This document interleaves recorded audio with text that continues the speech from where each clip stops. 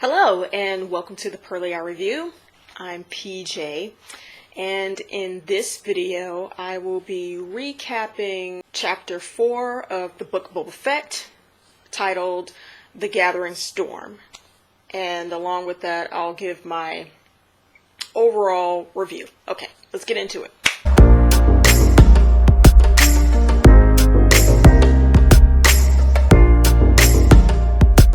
Okay, this episode starts off with Boba back in the back-to-tank. Like every other episode in this series so far, we know that when he's in the back-to-tank, he goes into these flashbacks of what happened in the past. So, I think everybody, myself and everybody, predicted that the next episode, this episode, would be Boba meeting Finnick. So, but a little bit before he meets Finnick, Boba is staking out Jabba's palace because we get to see how he got his ship back. So the ship is in Jabba's palace. Bib Fortuna stole it, and he's literally using a sniper blaster scope to look through to see how many guards are guarding the palace. So Boba decides not to go in and try and get his ship back. There's just too many guards, too dangerous. So he camps somewhere else, and a few miles off in the sand dunes far away, he sees like this light, like these flares flashing up in the sky, like little mini fireworks up in the sky, but they're flares, and it's a distress call. And he's like, what in the world is that? So he goes over there, travels over there, and it's Finnick. So this is the part where he meets Finnick, and he realizes she's hurt, because remember, she got shot in the stomach, and Boba realizes that she's going to die, so he can't really get her to a back-to-tank. So he takes her to like this clinic-ish robot shop where people go there and replace their normal body parts for robot parts, and it's called the mod shop in Mos Espa. And so he takes her there, and they give her the robotic stomach intestine stuff and he takes her back to his camp after she's been operated on. Finnick wakes up. She's like, what in the world did you do to me? And he explains what I just explained to you guys, that he couldn't take her anywhere else. That was her only option. And so as they're talking near the camp, Boba talks about what happened to him, because he reveals to her who he is, the famous bounty hunter Boba Fett, and he knows who she is, Finnick, the assassin, and they just start talking to each other. Well, mostly Boba talks about what he's been through, hanging out with the Sand People. He feels bad about what happened to them. He feels it's his fault that they all got killed by the Nikto biker gang. And Boba asks Finnick, well, can you help me get my ship from Jabba's old palace? I can't get it. There's too many guards. I need help. Finnick says, all right, I'll help you. That means my debt has been paid for you, saving my life.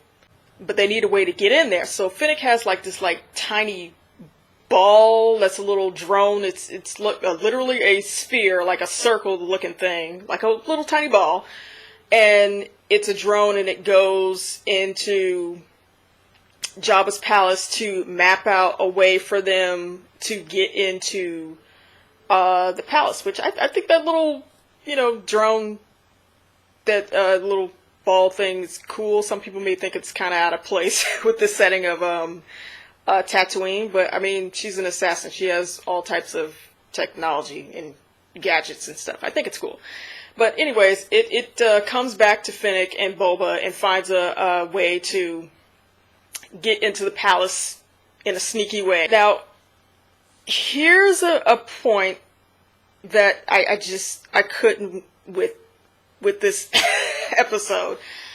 This is the part where it's starting off good, but then it gets, just for no reason, this scene was so unnecessary.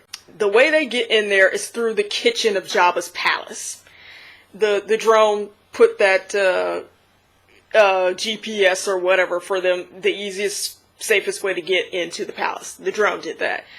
And there's this silly scene that just goes on and on and on with Boba and Finnick with these two droids that are in the kitchen cooking. One thinks it's rats that are making noise, but it's actually Boba and Finnick coming up through the vents in the ground. And one of the droids says, well, I'm going to call the mouse catcher, or whether they think it's mice. One of the droids says, I'm going to call the mouse catcher to get the mice. And the other droid says, I don't think it's mice. So Boba and Finnick take that one of the droids down, and the other one has knives, and he's doing the General Grievous thing with the arms going like this, and eventually, long story short, they stop that droid with the knives. They stop both the droids, and then the mouse catcher droid is, this little tiny droid that comes in, and Finnick says, I'm going to go and watch the door. You take care of this little mouse catcher droid and stop it, so it doesn't sound the alarm. So Boba, in a silly way, I guess it's supposed to be funny, he's trying to stop the droid, he's bumbling around, and it's so silly and so unnecessary. Knock the droid out, stop with first of all, it's not even funny, and it just stop with the filler. Boba just knocked the droid out. You fought so many greater, more threatening enemies. You can't catch a small mouse catcher droid. So eventually the droid decides to turn itself off. He caught it, and then it just clicked itself off.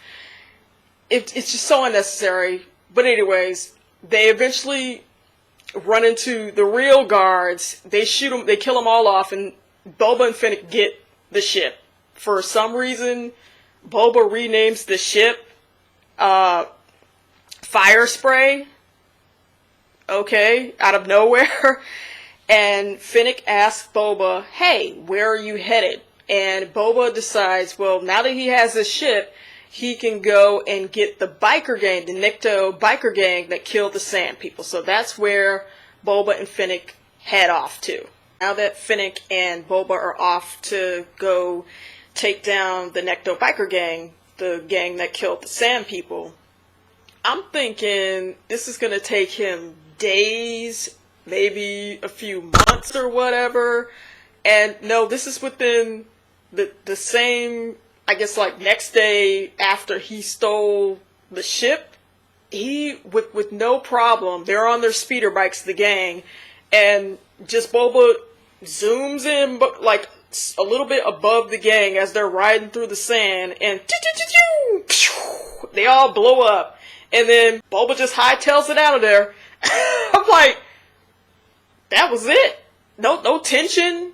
Nobody's trying to jump on the ship, or that there's no struggling with the speeder bikes. He got his revenge for the Sand People. That's it. Just no tension whatsoever. It was the most lackluster speed chase I've ever seen. It's like the previous episode when they were chasing the Major Domo.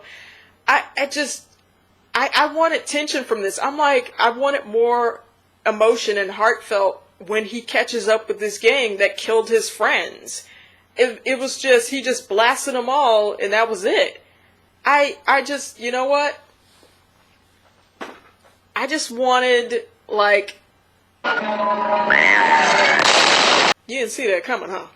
I don't want anybody complaining. Because when you first see episode 1, and that scene when that guy crashes into that wall, hate all you want on pod racing, but it's dangerous. Midway through this episode, it's just kind of like, yeah, alright. From that point on, when he just blasts Nikto gang, Boba decides to head over to the Sarlacc pit to go find his armor. Now, I'm confused by this, because did he get amnesia, or what? I'm trying to understand something. Does he not remember that the Jawas stole his armor?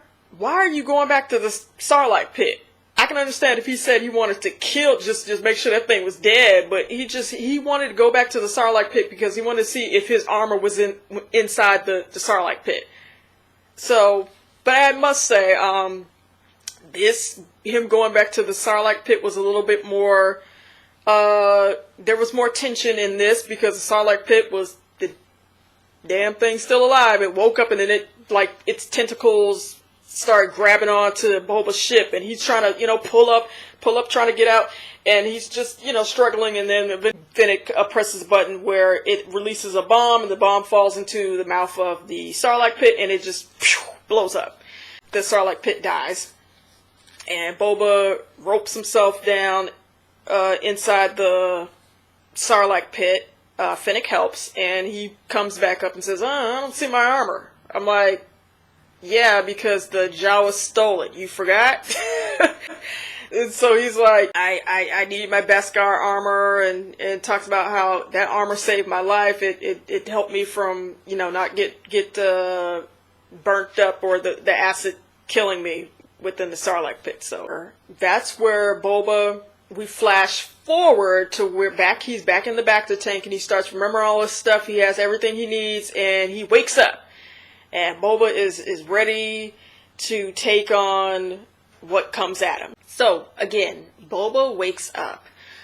Now, I wasn't too sure about this, but I was kind of iffy about this. I'm like, so is he always in that Bacta tank because he's trying to heal from the effects of being within the Sarlacc pit? But I'm like, I thought you said that your armor protected you from it. But, okay, but anyway. His servant droid comes to tell him that he's been fully healed, and because he's got a little bit more color to his face. He doesn't look too pale and scarred up. Boba Fett doesn't look like that anymore, and he decides to, you know what, I'm going to go into town and assert my authority. So he goes into town, Mos Espa, and it's how he comes into town, it's as if it's like Gunsmoke. And the only reason why I know what Gunsmoke is because I have really old parents. Grew up with those westerns and still to this day watch those shows. And the reason why I say that is because he came in the club like Marshall Dillon, and a Twi'lek lady who runs the club, she came off like she was Kitty in Gunsmoke. Because when Boba walks into the club, how in westerns they would have like these disgruntled drunk cowboys. The lady that ran the bar would have to calm down her customers, like, hey, come on, don't fight. And you see Chrysanthemum in the club. That's the Wookiee. I guess he parted ways with Jabba's cousins. He's in the club fighting and ripping people's arms off and stuff. The lady's just trying to calm him down. Chrysanthemum leaves after ripping somebody's arm off. He pays his little tab and leaves. Boba's just watching the whole thing, and they meet outside, and Boba says to Chrysanthemum, he says, hey, why don't you join me? So Chrysanthemum, in the next scene, you see that he agrees to join Boba Fett. And also in the next scene, Boba gathers up all the crime bosses, the lower level crime bosses. Boba says to the crime lords that the Pike Syndicate has come into town and you guys need to join me because there's a war is about to brew. Something's about to happen, and before it happens, why don't y'all join me? And they all agree, and they after this whole meeting, they all ride off, and Finnick says and this is what I was thinking too, Finnick says to Boba, like, do you trust him? He's like, nah, Boba's like, nah, not really, but hey, I made the offer, they just have to take it or fight amongst themselves, but we're covered. All I know is that we're against the Pike Syndicate, and we got to take a stand to not be overthrown by them. And that's pretty much it, where this episode ends. War is about to happen in Mos Espa, and it's about to pop off the next episode. Maybe. Because I think we have maybe 3 more episodes left of the Book of Boba Fett. Alright, my overall thoughts of this episode. I like this a whole lot better than last week's episode. I think last week was really silly with teenagers. You don't see them at all in this episode. Most likely we may see them in the next episode, which I'm dreading because they're just terrible characters. I don't like them. And we mostly see Boba and Finnick, and that's how it should be. And Chrysanthemum, now that he's joined them, Chrysanthemum the Wookiee. I like that dynamic right there. I don't want to see these teenagers anymore. I want to say this. I'm so grateful that George Lucas, through him, we got Star Wars. I'm so grateful for that. I know he was trying to continue the stories with the prequels and trying to do the best he could and what was creative to him, but some of that stuff was not good. And that's what I didn't like about the prequels. That the unnecessary slapstick stuff that just did not need to be in the prequels. I actually like the prequels. No, they're not the greatest films in the world, but they have faults. But that type of stuff right there, with the silliness, with the mouse catcher, that didn't even need to be in there. And also there was just no emotion. Boba caught up with the Necto gangster biker gang.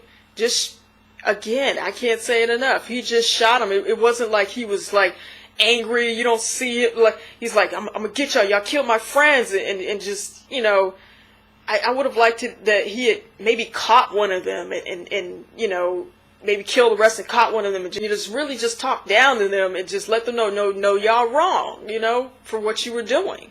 You shouldn't have stole that money and you shouldn't have killed them. You going around harassing other people within Tatooine, you don't do that. I wanted more emotion from that scene, and it was just so wasted because it was just the episode you could tell in some parts it was just so rushed. It was just like, hurry up, okay, we gotta get to this point. We gotta hurry, we gotta hurry up. It's just, I didn't like that. Yeah, but overall, I like this episode. This was better than the last one. I think people can tolerate this episode, and I think finally Boba will really start being an authority figure and really put his foot down and just take no crap from people. Like, listen, I want peace, but if you try me, I can get ugly. I can really, make it hard for y'all. Stop playing with me. That's what I want from Boba. But I think eventually we're getting there. We're just building, like I said, this is just all building character. We've got some missteps along the way, but I'm hanging in there. I mean, I did not like the last episode. It was just really silly. But that's my review. And what did you guys think of this latest episode of the Book of Boba Fett? Did you like it? Did you not like it? What did you think about the scene when he caught up to the gang? I thought it was very lackluster. Please like and subscribe, and thank you for watching the Pearlie Eye Review.